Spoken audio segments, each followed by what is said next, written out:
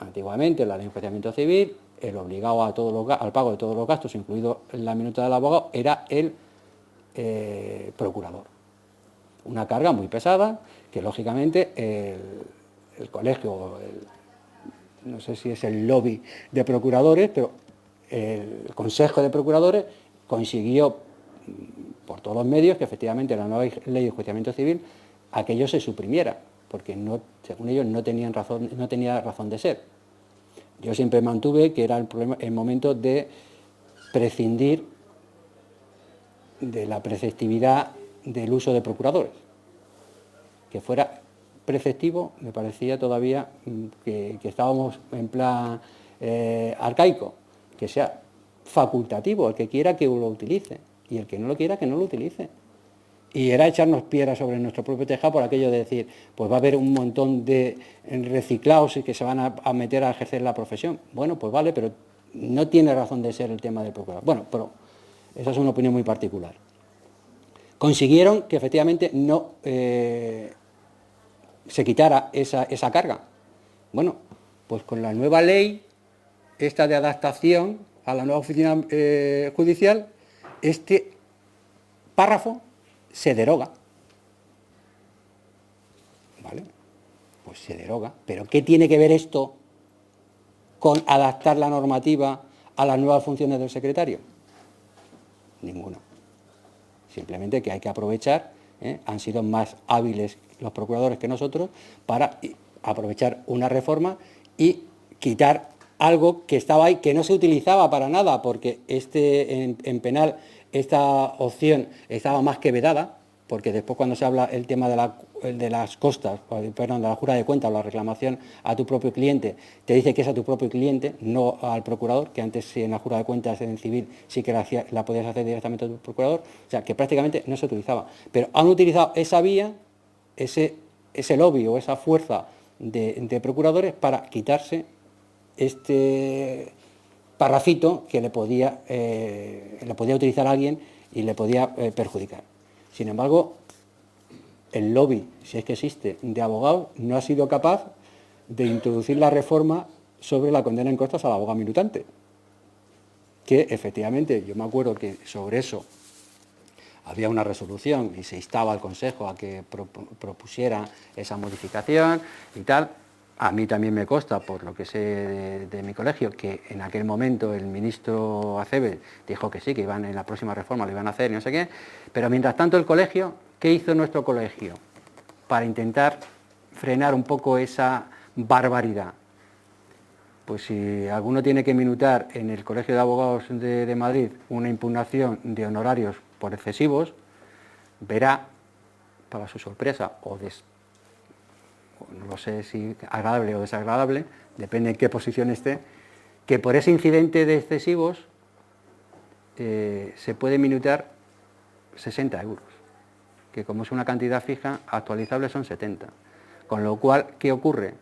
Que no podíamos decir, cuando se le imponen las costas al abogado son 60 euros, y se le pone al cliente que sea lo que marque la escala según la cantidad que se esté reclamando. Entonces, bueno, pues para todo el mundo el incidente de excesivos tiene una cuantía fija. Ya he visto que en vuestras normas habla de un 50% sobre la escala cuando es excesivo y de un 100% cuando es indebido. Nosotros, cuando es indebido es el 100%, es como un incidente más, pero cuando es excesivo no, porque pensamos que como se le pueden poner las costas al abogado, pues bueno, que no le sea muy gravoso. Y de hecho prácticamente no tenemos ninguna tasación de costas de las costas generadas en la tasación de costas inicial. O sea, cuando se ha resuelto ya el incidente del pleito principal sobre condena en costas, tal, y hay condena en costas, no hay, sobre todo cuando es el tema para abogados, no hay, o no suele haber. Ahora a lo mejor sí hay más, porque ahora ya se cobran los derechos de emisión del dictamen, entonces se da la paradoja que a lo mejor el derecho de emisión del dictamen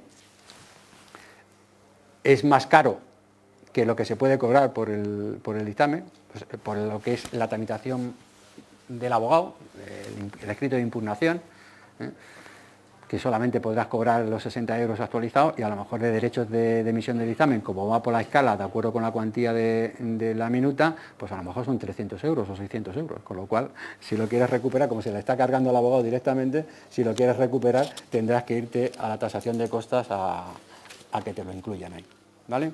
Bueno, pues con esta ley de reforma de leyes procesales para su adaptación a la nueva oficina judicial, solo afecta en el tema de honorarios, en la famosa jura de cuentas, en eso sí, de que presentada la reclamación es el secretario el que requerirá. Pues vale, antes decía que se mandará que se requiera la parte, no, es el secretario el que requiere al deudor para que pague o para que impugne. Con lo cual, ahí la reforma no tiene mayor problema, ¿no?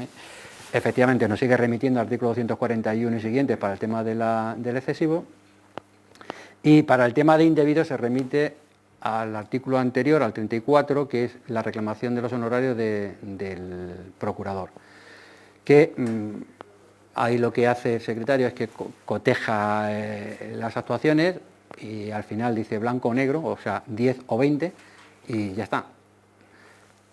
En el tema de, gracias a Dios, bueno, gracias a Dios, al final tendremos 50.000 reinos de taifas, pero contra la resolución que dicta el secretario, que cabe la revisión ante el propio secretario o la reposición ante el juez, en todo lo que tiene que ver de honorarios, todo lo que tiene que ver jura de cuentas o la tasación de costas, como veremos ahora, cabe el recurso directo de reposición, no, perdón, de revisión, que es ante el juez. En este caso, el juez de primera instancia o el juez de la audiencia, el ponente, el que sea. Con lo cual, nos encontraremos que si ahora en cada audiencia provincial, cada sección de una audiencia provincial tiene un criterio, pues ahora nos encontraremos que cada juzgado tendrá un criterio, porque se va a dilucidar la discusión de honorarios, se va a dilucidar y se va a quedar en el tema del propio juzgado, no va a salir del juzgado, no cabe el tema de la apelación, con lo cual, salvo que haya alguna metedura de pata de estas supremas que te permitan irte al Supremo o al amparo o lo que sea, pues no hay. Bien, pues respecto a el tema de la tasación, lo que influye o lo que deja de influir es en todas las resoluciones, que son las que, vuelvo a decir, que son las que antes dictaba el juez, ahora las dicta el secretario. No hay más. Lo único que ocurre, y que me sorprende la capacidad de aguante que tenemos los abogados y los justiciables, es que también en la exposición de motivos, cuando nos dicen, no es que esta ley lo que pretende es que el secretario tal, además todas las funciones que se están dando son funciones no jurisdiccionales, porque el tema que todo el mundo se echa la mano a la cabeza, admisión a la demanda, ¿cómo va a ser el secretario? Oiga, sí, porque es simplemente ver y revisar si se cumplen los requisitos que te marca la ley, si llega al poder, si no llega tal, esto es una cosa mecánica, y si entiende que no es el que va a decir que no se admite, sino que le va a dar traslado a su señoría para que sea el juez el que se moje, ¿no? Entonces, en el tema de tasación de costas, pues al fin y al cabo, ¿por qué el juez? Si el secretario lo puede hacer. Si la ley te dice que son costas y te enumera en el artículo 241 los gastos procesales que se consideran costas y que por tanto se pueden resarcir el beneficiario con la condena a costas, pues ¿para qué tiene que hacer nada? ¿Por qué no lo puede hacer el secretario? Si son excesivos, como al final hay que pedir un informe al colegio y bueno, ya se ve un poco, a ver, pues que lo haga, lo viene haciendo, o sea, con la ley antes de esta modificación, cuando entró en vigor ya la ley, ya lo hacía y lo único que hacía era ese famoso propuesta, que es lo que al fin y al cabo admitía el juez, pues ahora que lo siga haciendo. Y yo digo que hasta cierto punto, porque precisamente para dilucidar si, como dice la ley, no se admitirá en la tasación de costas aquellas partidas que sean inútiles, superfluas o no permitidas por la ley, eso requiere un análisis jurídico y una decisión jurídica, porque ¿quién me dice a mí si una personación o una asistencia a un careo o a una declaración, que teóricamente es facultativa, ha sido necesaria o ha sido inútil. El secretario, pues el secretario no ha ido a esa diligencia. No sabe cuál ha sido el resultado. Luego yo ahí disiento de que efectivamente las actuaciones que requieren un pronunciamiento jurídico no las tiene el secretario, porque en tema de costas, en concreto, cuando tiene que dilucidar sobre si son debidas o no debidas en base a que sean inútiles, superfluas o no permitidas por la ley, sí que tiene que hacer alguna valoración. Vuelvo a decir que se ha perdido la oportunidad de quitar la famosa condena en costas al abogado minutante, que se le ve reducida su minuta. Yo no sé si se ha perdido esa posibilidad porque nos hemos aquietado ya con las resoluciones del Constitucional, bendiciendo ese tema de que no pasa nada porque se le condene al abogado, o si es que efectivamente el Consejo de la Abogacía no tiene la fuerza que debería tener. Pero lo cierto y verdad es que hemos claudicado y ya eso lo vamos a tener de por vida, esa condena en costas al abogado minutante, que se le reduzca la minuta. ¿Por qué? Porque, vuelvo a decir, el Constitucional se ha pronunciado y, como dice por ahí, donde hay patrón no manda marinero. Y bueno, pues como en los recursos de amparo que ha habido al respecto, yo puedo hablar del mío, pero antes que el mío hubo otro compañero. Nosotros basábamos, en síntesis, ese amparo en que era discriminatorio y vulneraba el principio de igualdad, que atentaba a la tutela judicial efectiva, porque yo no era parte, yo como abogado no era parte ahí y entonces no me había podido defender.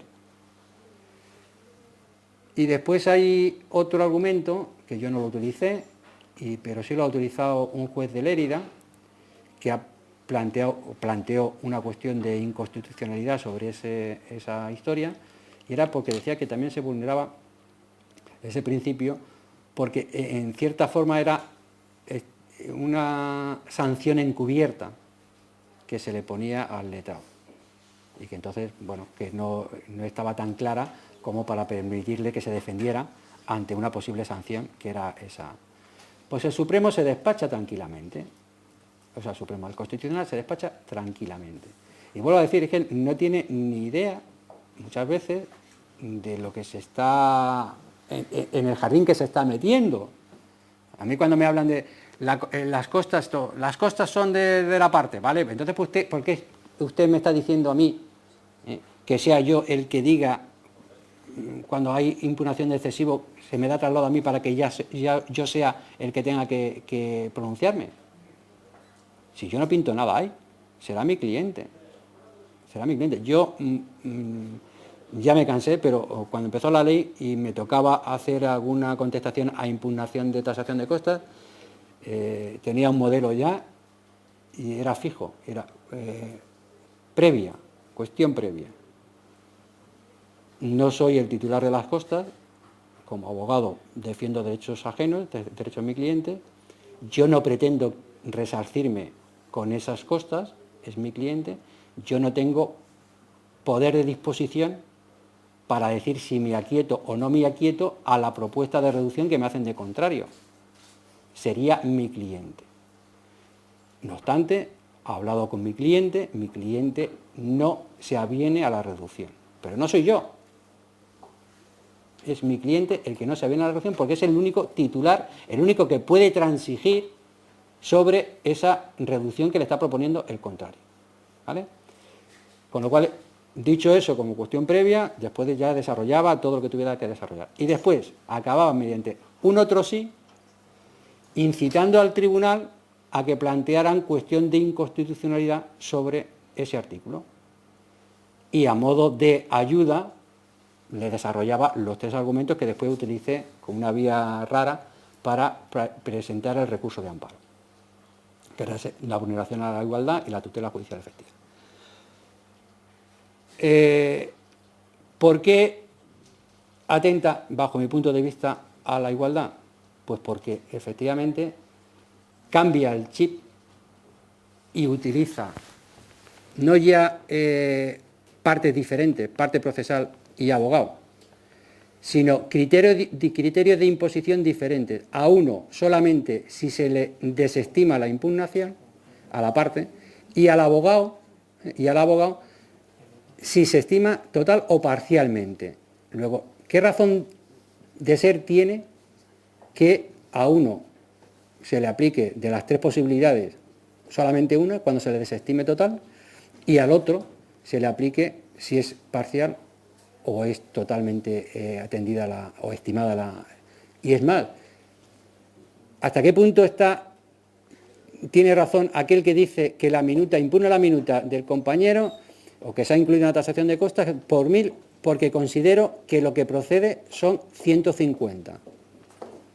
Y después de todo el trámite resulta que se acepta parcialmente la impugnación y se fijan los honorarios del abogado en 800 euros.